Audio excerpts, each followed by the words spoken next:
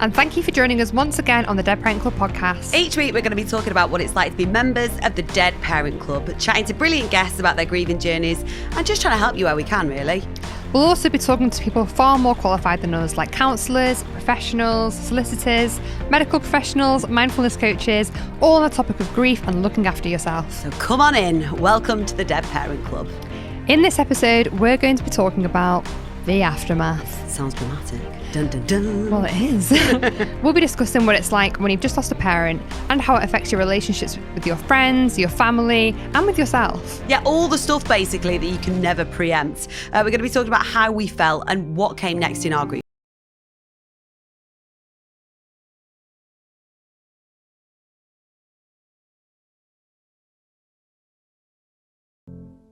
So, Kat, tell people how they can get in touch with us.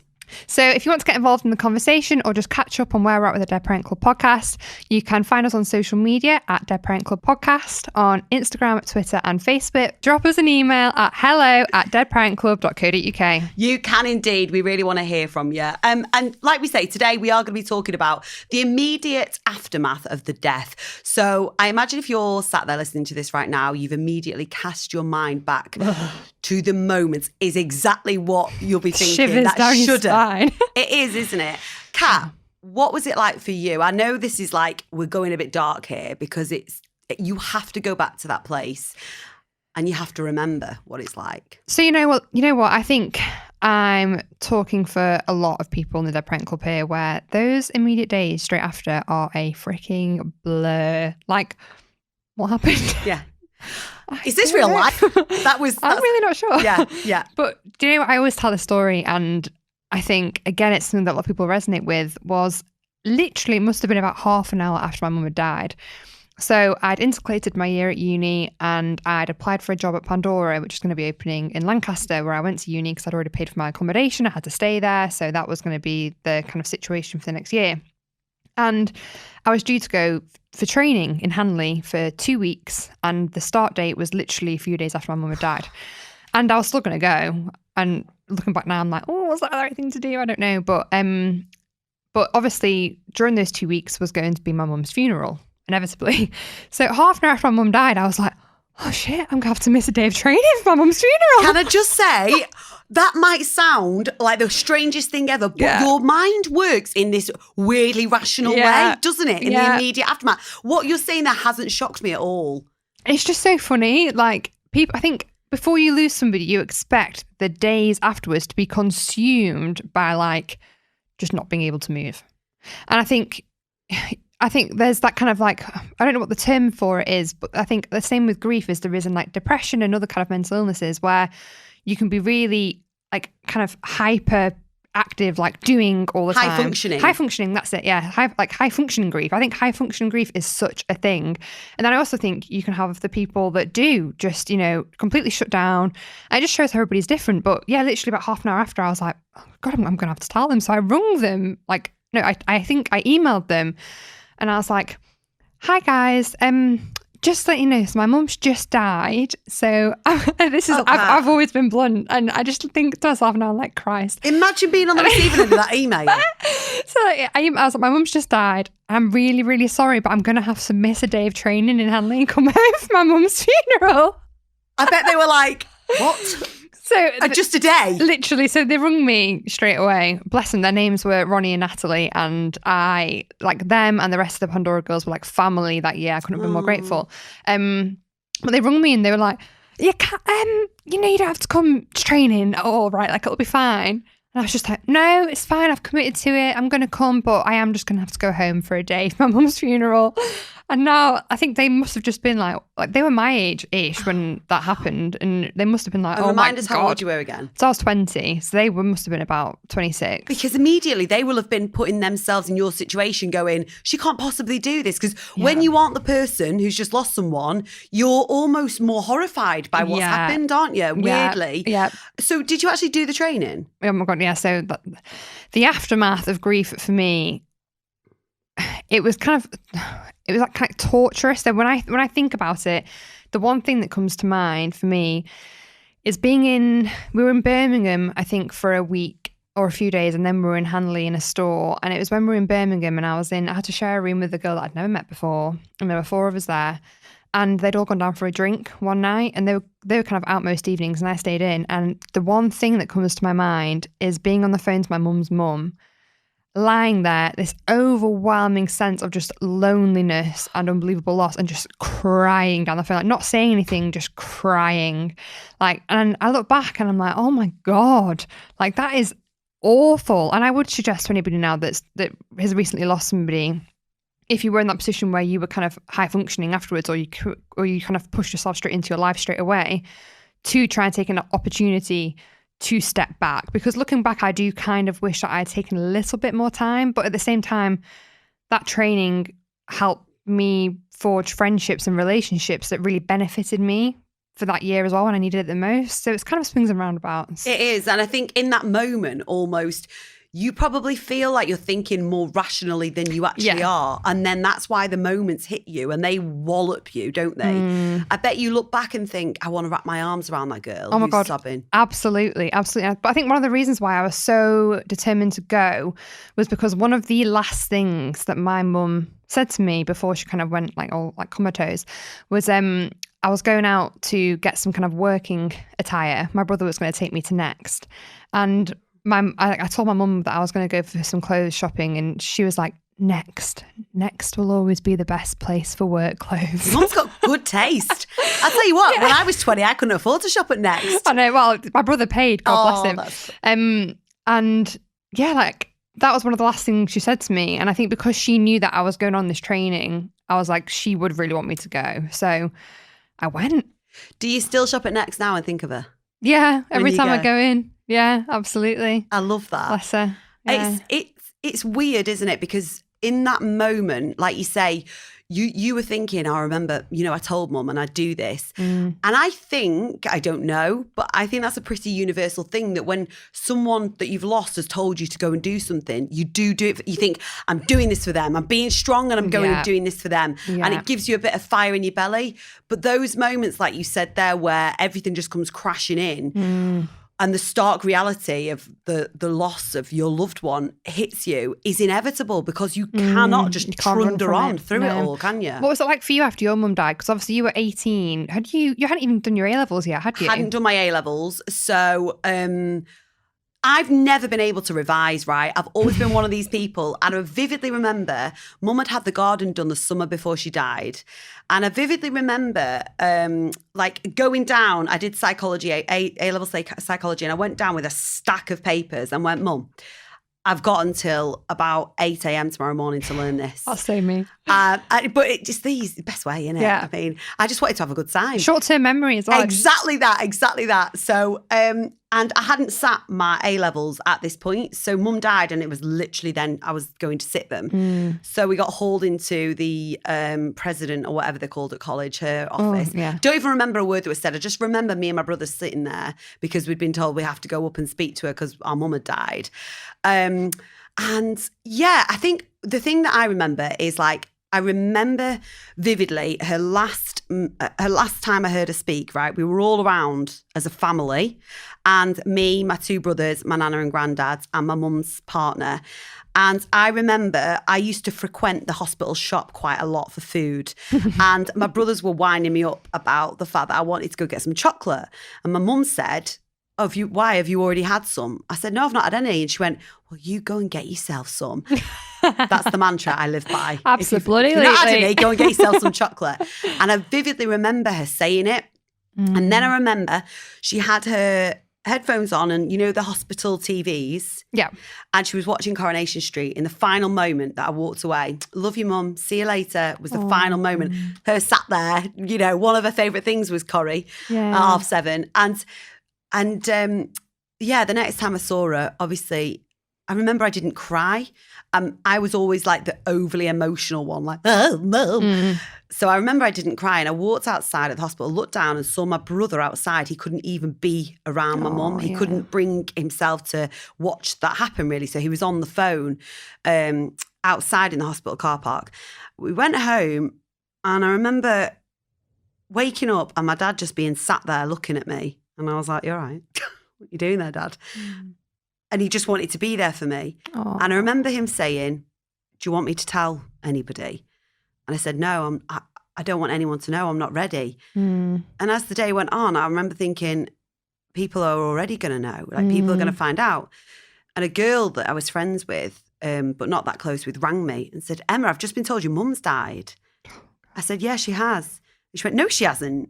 I said, no, I mean, I can confirm. She definitely died. I watched her do it in front of me. Jesus Christ. And she said, but you're not crying or anything. Oh my God. And I was like, this is not helpful. But I obviously didn't have the heart to say, piss off. Yeah. So I was like, no, yeah, sorry, I'm struggling to Sorry, I'm cry. not behaving towards this like you want me to. I'll try my best. And then my best friends all were like, right, like rang me. They were there for me. And we went to the Woodpecker, the local pub that Did night. you that day? Oh, that wow. night. And I just remember this weird thing happening where, like, one by one, like, I'm stood in the pub. I was already worried about being the weirdo with the dead mum. Like Skin crawl. shiver, yeah. People one by one walking over and hugging me. And I just remember being like, I do not want to be this person. Like, I'd give anything to walk out of this pub now, but it would look weird if I all of a sudden walked out.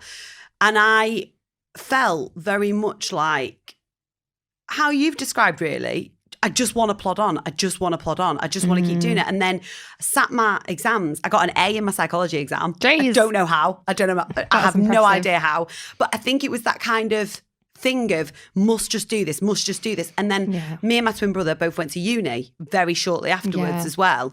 And similar thing to you. I remember just, immersing myself in it a lot because you had to, but also having moments of complete and utter loneliness where I'd have dreamt about mum the night before, heard her voice and then be breaking my heart because I wanted it to be the other way round. I wanted the dream to be the real bit and I'd rather have dreamt that she died. Do you know what I mean? Yeah, 100%. And I think in those moments, because when you're young, because not that many people have experienced the loss of a parent, they don't really know how to deal with it, do they? No, not at all. And kind of going back to what it was like when they just died, how weird was that transition when you were kind of telling people for the first time? And did you ever compose like a Facebook status?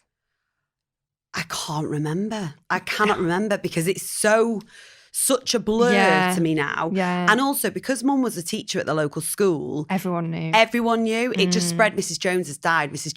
And before you know it, there's like a bench erected which was lovely in the courtyard at the school and everything. And everyone knew. So there wasn't even the thing where I had to tell people. It was, when I went to uni, of course. Yes. But locally, people just knew. And that was one of the hardest bits because then it's not optional. It's not your story then, is it? Exactly. And also people don't know what to say. So there's this, I just don't like weirdness. I want everyone to feel comfortable around me. So knowing how uncomfortable those people felt, like, the way people would look at you and you're thinking.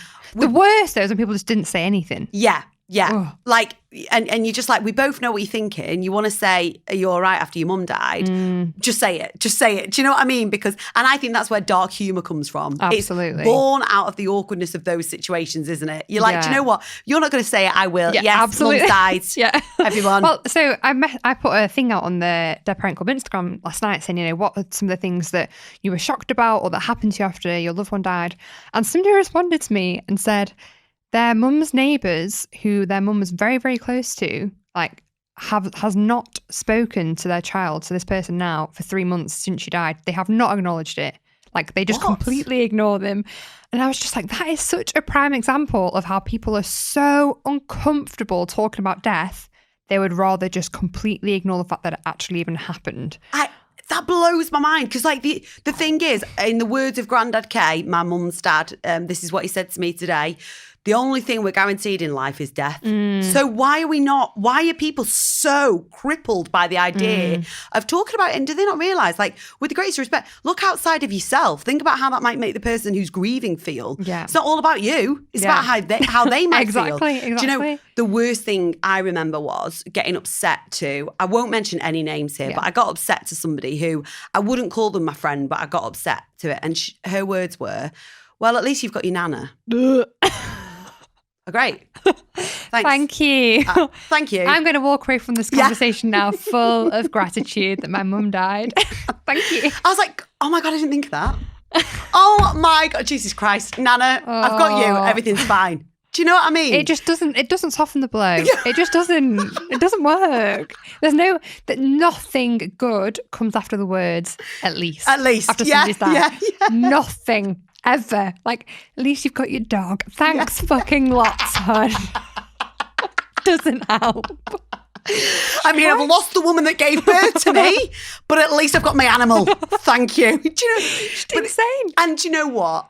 Maybe they don't know what to say. So you might be listening to this right now as somebody whose friend has lost a loved one, or a partner, or someone that you know, an acquaintance, and you maybe don't know how to deal with it. Just please don't say, at least you've still got.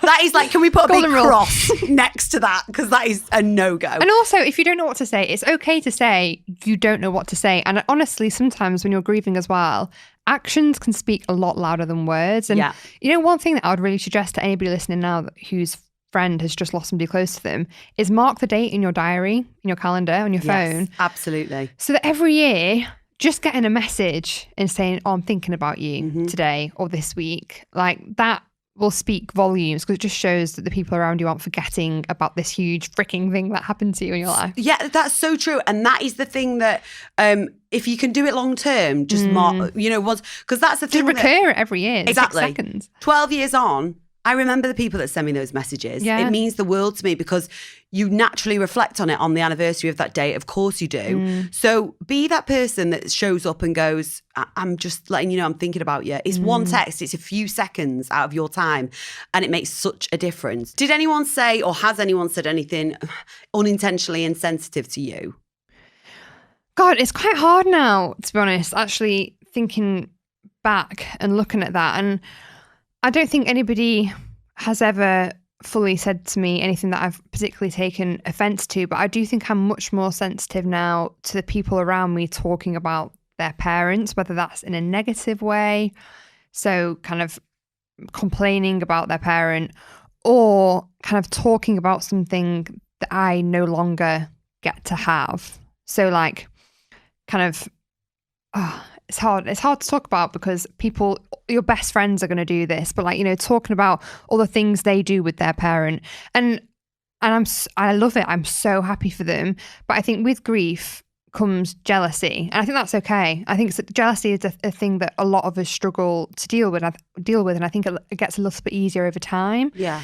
But I don't know. I just kind of want to use this opportunity to say that if one of the things that you are struggling with the most after losing somebody is being jealous of the people around you, that's okay. Yeah, you're normal. Don't feel bad for it. Yeah, absolutely. I remember even the other day, I have to go to London of a weekend to work, and I'm on the train, and the train is so quiet. And a girl got on at the platform. She was probably about 18, 19, and she was looking out of the window. So I looked, and there was a woman who was obviously her mum, stood there going, I love you, bye-bye, I love you. And she stood at the platform waving. And I had this overwhelming feeling of, and I think this is normal too, absolute warmth of going, oh my God, like, how amazing that you have that. You have that. Like, and I almost wanted to get up and go to You are blessed. Yeah. Cherish this. Like, cherish this. I wish so badly my mum was waving me off at the platform. And even, you're absolutely right, Kat, about the jealousy thing. I think people deal with things in different ways. I know, like, I always used to say to mum and nana, I can't wait to be a grown-up and take you two for coffee together. And I am gutted that I'll never get that opportunity. Yeah. Gutted. But honestly, I do love it when I see people, when I see mothers and daughters cherishing each other, and, you know, or any bond, that female bond, because that's what I've lost. I absolutely love it. And I think Kat's absolutely right. Jealousy is natural, because it's something you haven't got that you're seeing other people have. But sometimes I think you can also find a place of real comfort in those interactions, because that's exactly what we'd be doing if they were here. We would be cuddling them, loving them, God, waving them off. It's just like... You know, something that happened to me on the way here today, just an example of how no matter how long it's been, you still kind of have those like weird moments. But I'd just set off, and obviously it takes about an hour to get here. And I was thinking, I wonder if there's anybody that I could call, just to have a little bit of a chat. And for that split second, the idea of calling my mum went through my mind. And I was just sat there driving, and I actually started, I'm so weird with stuff like this, but I actually started going through the conversation that I might have with her in my head. That's the kind of thing that shows that she's there, she's still with you. Yeah, you know, about just like things that are going on in your life. And I always kind of use it as an opportunity to tell her that I love her. And on the way here as well, because it was dusk, and then out of the blue, it was on the motorway. I know this would happen anyway at any time because that's just the time of night that it was. But I was driving down the motorway, and just one by one, all the street lamps started lighting up, and like the motorway just like shone. And in my head, I was like, because I'm coming here to do this and to talk about her, it was such a lovely moment to be like, oh, like she's watching. Like I'm going to take that as a sign. Yeah. Like all this like lovely bright lights. Yeah, that brings you such comfort. Doesn't It does. Like for those few moments, I wasn't sad that she was dead, but I felt comfort that she was still there. Yeah, even the fact that you can have a conversation with her and you can almost know what she'd say is a source of comfort in itself, isn't it? You know, I visited Nana today and I just didn't feel like she's dead even. Obviously, you know, for anyone listening, like my Nana is like a mother to me. Like she, from when I was very young, has always been a huge part of my world. I cannot ever express the love I have for that woman. And obviously, from the age of 18 to 30, she was the only female I've had in my life. Yeah, absolutely. So all that did was, you know, cement an already amazing relationship.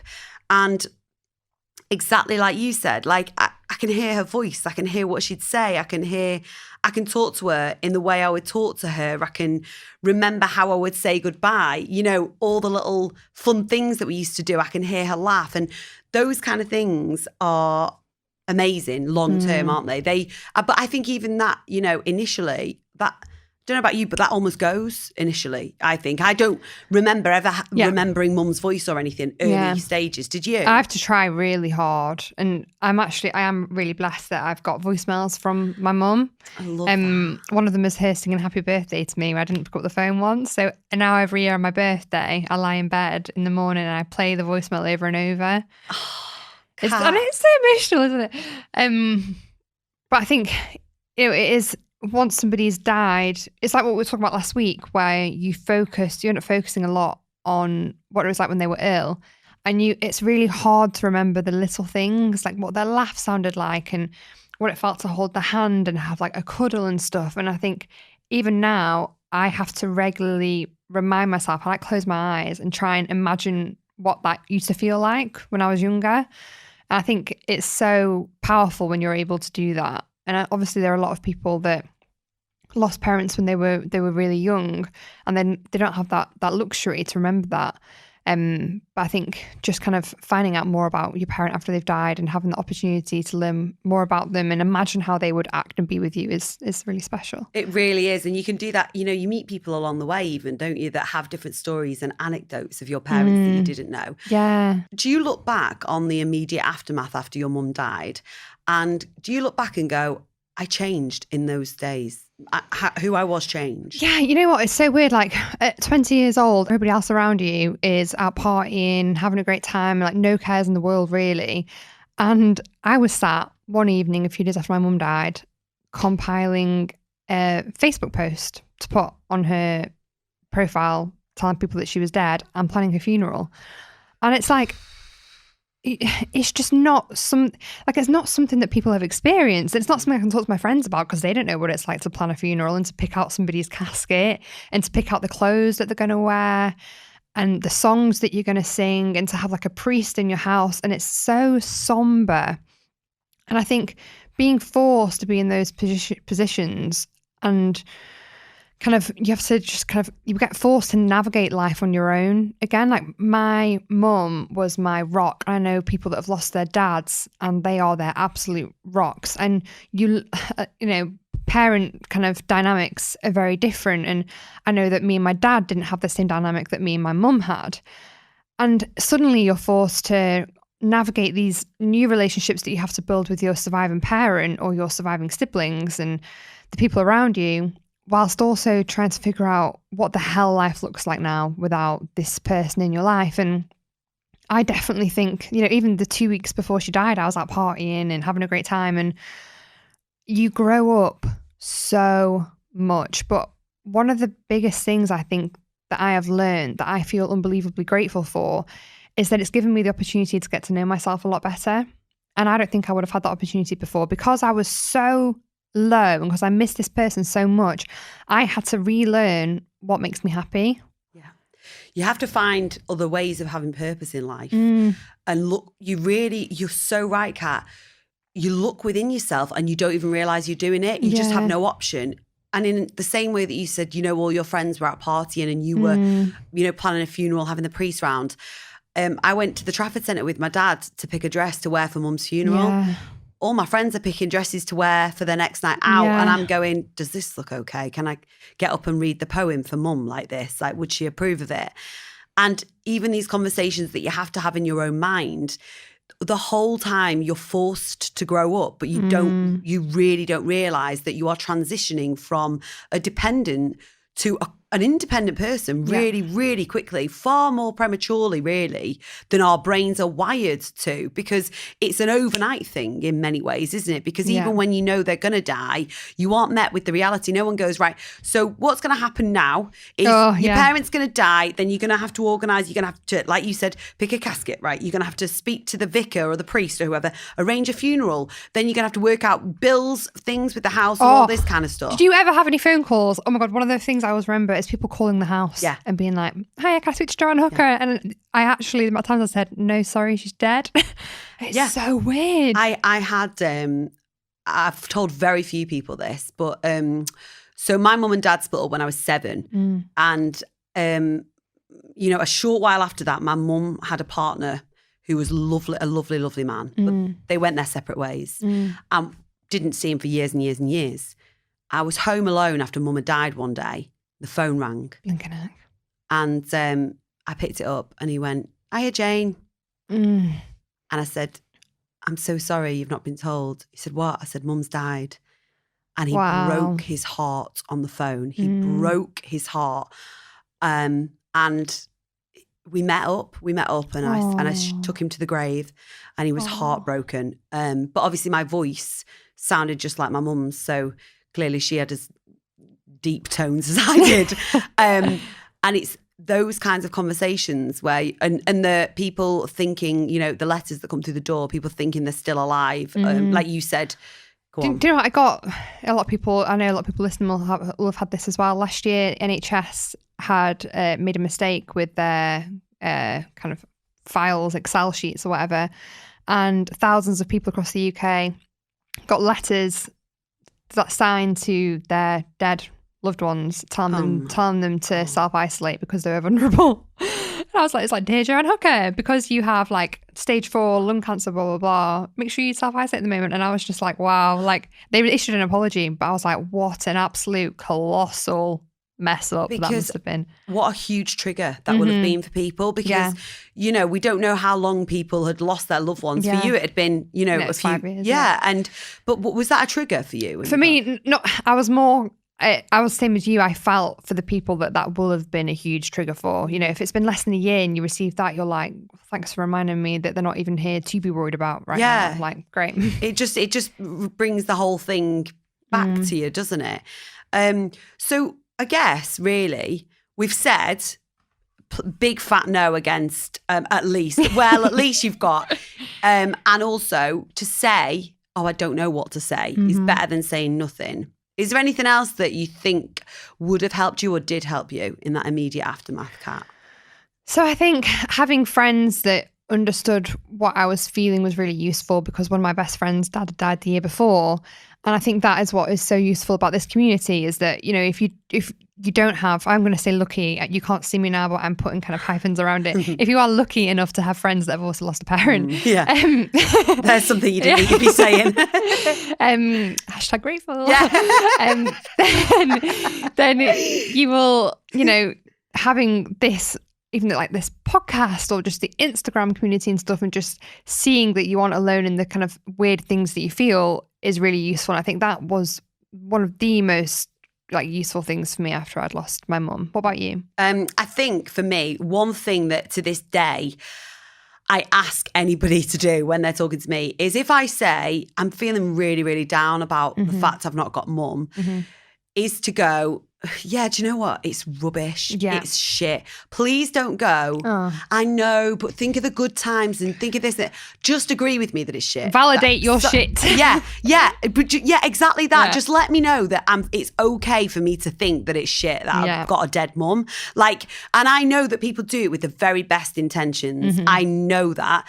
But sometimes it gives me a kick up the backside when someone agrees with me, because then Mm-hmm. I go, they think it's shit too, so maybe I need to like tell them why everything's going to be okay. Does that make sense? It then gives me the boost to go, no, everything will be fine though. I know I'll be all right. So please, if someone says I'm feeling shit or I think this is shit, it's their shit. Sorry for swearing so much, but just agree with them. Agree with them and let them have that moment of feeling bad about it. Yeah. Again, as a griever, it's about finding those people that allow you to feel those emotions and don't say at least, or, you know, just think about the good times. Like, find your people that let you talk about it freely, openly, without any judgment, because they will be the most valuable people in your life. Yeah, and exactly that. Don't be around people who make you feel like you have to apologise for being open about your grief. That's so important. Yeah. You've every right to grieve, you've every right to talk about it, and you've every right to feel comfortable in doing so. One of my good friends, Sam Vidler, said... legend. Yeah, absolute great gal. If you would tell this story to your friends when your parent was alive, then there is no reason why you cannot tell this story now just because they're dead. She's a hero, Sam Vidler. Yes, that is so true. Speak of them. Yeah. Speak of them. Yeah, I like that. Yeah, thank you so much for listening to us gab on. We'll be back next week, so we'll be here hopefully to help you again on the Dead Parent Club podcast next week. And don't forget that it's not just about us, but it's also about you and your own grieving journey. Yeah, we're all in the same boat here, so get in touch with us if there's something you want to talk to us about, or you can just drop us a message. Don't forget you can email us at hello@deadparentclub.co.uk or find us on Instagram at Dead Parent Club Podcast, and we're on Facebook and Twitter. Thank you for listening. Have a lovely week, everybody. See you next week.